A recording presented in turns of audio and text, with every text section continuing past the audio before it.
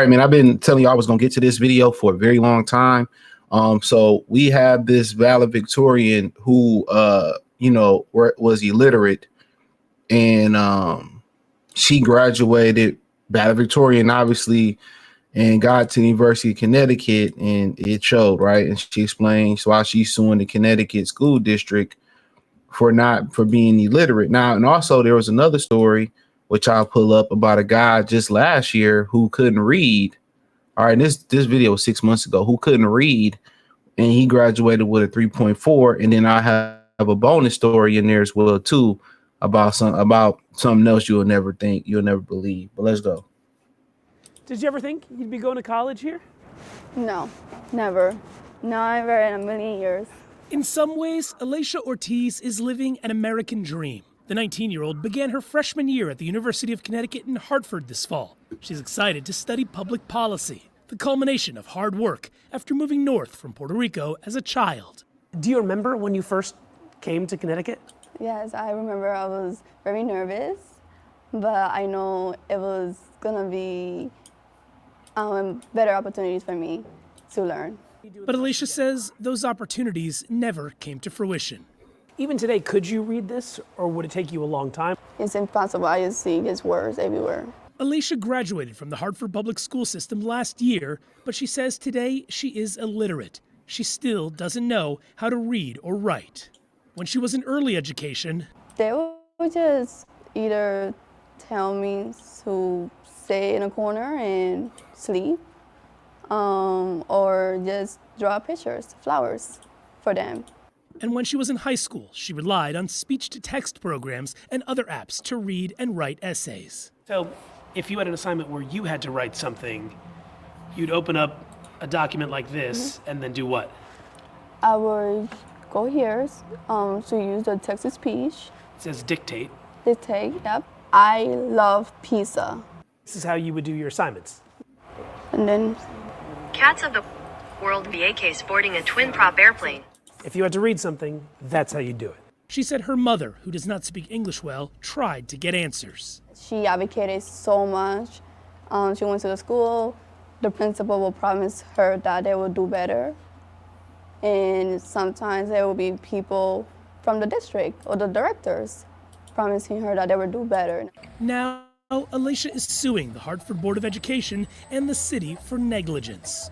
The suit alleges the school district documented and acknowledged Alicia's learning challenges through multiple grades, but because they were not adequately addressed, she continued to struggle academically and began exhibiting maladaptive behaviors in the classroom. Sometimes I will feel proud to be the bad child because at least I was something to them, and I wasn't invisible. While the city of Hartford and an educator named in the suit declined to comment when contacted by CNN, in a statement, Hartford Public Schools wrote, "While Hartford Public Schools cannot comment on pending litigation, we remain deeply committed to meeting the full range of needs our students bring with them when they enter our schools and helping them reach their full potential." What's the dog, man? Dr. Jesse Turner is the leader of the Literacy Center at Central Connecticut State University. He feels the main issue here is inequality in public education. America should be asking a question. Do we really care about our children, all of our children? And I would argue that maybe we don't. A 2019 report from EdBuild, which promotes equity in public schools, found that majority non-white school districts get $23 billion less than districts that serve mostly white students. Minority enrollment in Hartford's public schools is at about 90%. The Department of Education's a big con job. Plus, Turner fears a crucial guardrail will be lost if the Trump administration follows through with abolishing the Department of Education. How do I protect the special education children? Who do I go to if I close it down? College has presented its own obstacles, but Alicia says UConn has been accommodating, but she doesn't want any other student to go through what she experienced. I know we can do better, and I know we have a powerful community that wants to do better. I want to be the voice for them. Danny Freeman, CNN, Hartford, Connecticut. All right, so UConn has been accommodating. The accommodation needs to be kicking her the fuck out of college because she's illiterate. How do you allow somebody to get into a university like UConn and they're illiterate? That is my first thing. She should be kicked out. And if they want to help her at a community college catch up as fast as possible, then that should be that. He's talking about inequality in the school system. I'd agree, but also it's up to the parents to make sure their children are up to speed. And our mother couldn't read and write, and she tried to do what she can. Well, she wasn't from here, and she tried to do what she could do to, help her daughter out. But I know a bunch of other, students or of children that, can't read, who literally can't fucking read. Real talk. They can't fucking read.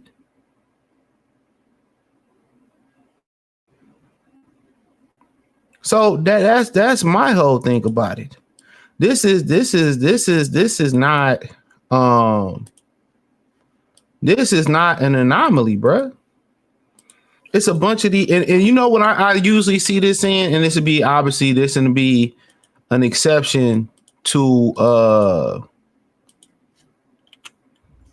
my next two stories on this, like in this video I'm gonna talk about, would be the exception to the rule, right? But usually it's women. When they talk about we are most educated, women are most educated, the school system is more the school system is caters more to young women, to women. It doesn't cater to the men, to the boys. It doesn't. They cater, the whole system is catered towards women. But the thing about it is they pass these women on, right? They pass these women, they give them passing grades. They can't read and write. And when you see them get out here and they make these decisions in life, bad baby daddy, to be a stripper, to sell their ass, and financial debt, that just proves that they're not really smart. Most of the women, they are not really smart, bro. The system, gives them a pass. I've seen it my whole life. How many teachers are female? Think about that for a minute. How many different teachers are female? You think feminism you think it stops just at adults? No.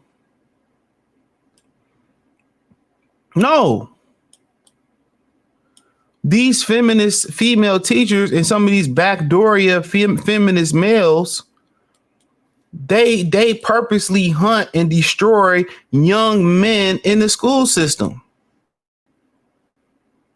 They target them. They make sure they don't educate them. I'm telling you what's going on, brothers. This is why it's imperative for you as a parent, especially when you got young boys, you sit down and you do the homework with them. You must do the homework with them. It is so important because honestly, they're not going to help your kid do his homework. They just gonna pass your kid around. It's up to you as a parent to make sure that's why you need two parents in the household. It's up to you as a parent. It's up to you as a parent to make sure your kids know how to read and write. They do their homework. You do it with them. And if you can't do it with them, then you have to spend the money to find a tutor. It's up to you to bring your kids up to code. You can't just depend on the system. I get your tax dollars going there, and that's the way it should be. Hey, the shit should be a lot of different ways, but it ain't. It falls on the parent. How do you as a parent not know? Everybody want to be, raise their child and have be a single parent and don't want to be there for their responsibility. This is what happens. This is why you got a bunch of people who can't even fill an order at McDonald's the right way. Okay? So don't forget that. It's up to you as a parent to make sure your kids can read and write. Your kids should be reading before they even go into the actual school system. They should be knowing their numbers and counting and being able to read when they go into kindergarten. They should already have some of that. It's on the fucking parents. This is what happened when you want to raise a child by yourself, or you don't want to be there for your responsibility, or, you know, this is what happens. And also help you do your kids' homework and sitting down with them. That's quality time. And also that's keeping your mind sharp. That's keeping your mind sharp. That's keeping you up to speed. That's keeping you up to speed. That's keeping your mind sharp.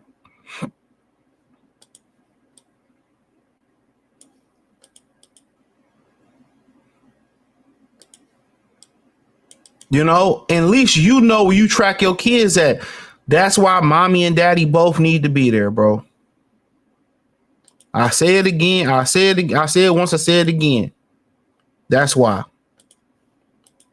But then we have a high school student who graduated with a 3.4 GPA and can't read his diploma, right? And then they make you pay for this art. But I heard about this. Well, not this article.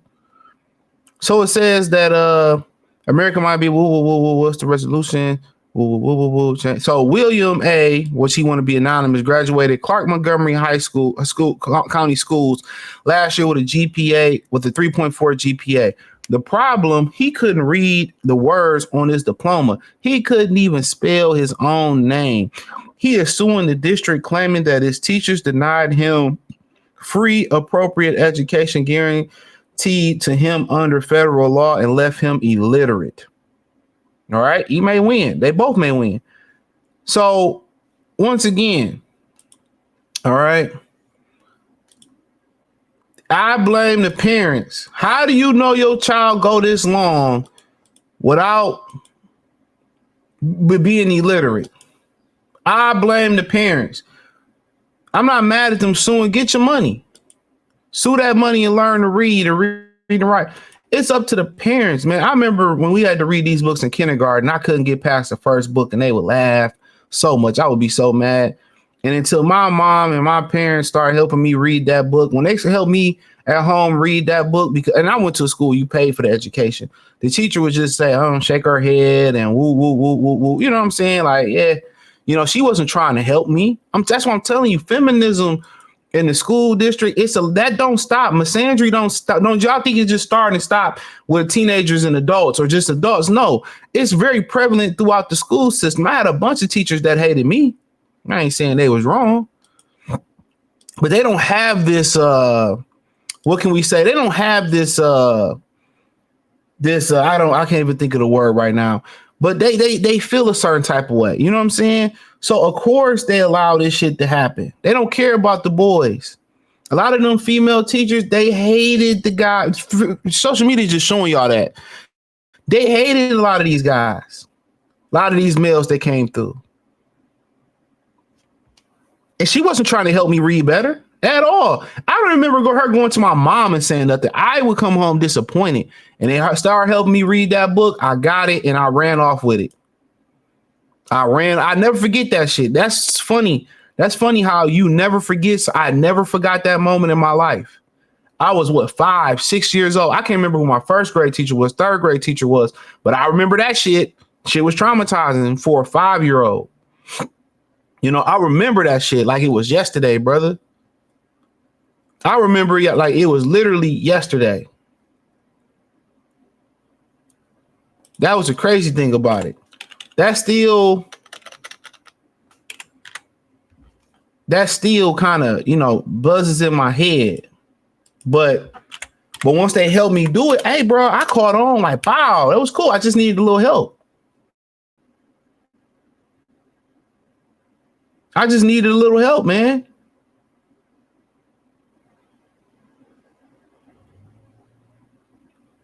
Come on.